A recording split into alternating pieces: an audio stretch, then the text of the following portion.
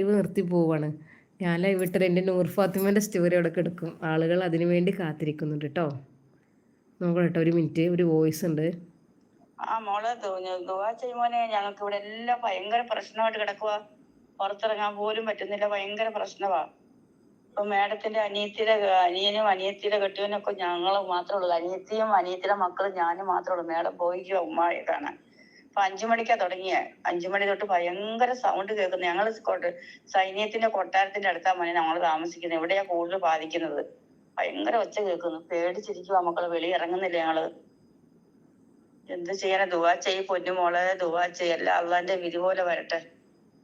അള്ളാഹുവേ, എന്നാ സംഭവം എന്നൊന്നും അറിയില്ല. ഭയങ്കര സൗണ്ട്. ഇപ്പൊ എന്റെ കൂട്ടുകാരി വിളിച്ചിട്ട് പറഞ്ഞു, താത്ത ഈ ദോഹായി തന്നെ ഇലാലിലാ താമസിക്കുന്നത്. ഞാൻ ഇലാലില്ല, അവര് ദബനയില്. അപ്പം പറഞ്ഞു, മോളെ വെളി ഇറങ്ങണ്ട, ഞമ്മളൊക്കെ എന്നാ കരയും അവര്.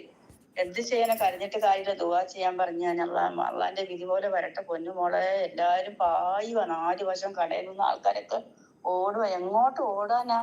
എന്റെ വീടാണെങ്കിൽ മൊത്തം ഗ്ലാസ്സാ. ഞങ്ങൾ എങ്ങോട്ട് നിൽക്കും? മേഡം മേളി വിളിക്കുന്നുണ്ട്. ഞാൻ മേഡം കഥ തുറക്കാൻ നിൽക്കുവാ ഞാന്. അവരാണെങ്കിൽ പോയിട്ട് വരാൻ ഭയങ്കര കരച്ചിലും കൂവിച്ചും ഒക്കെയാ.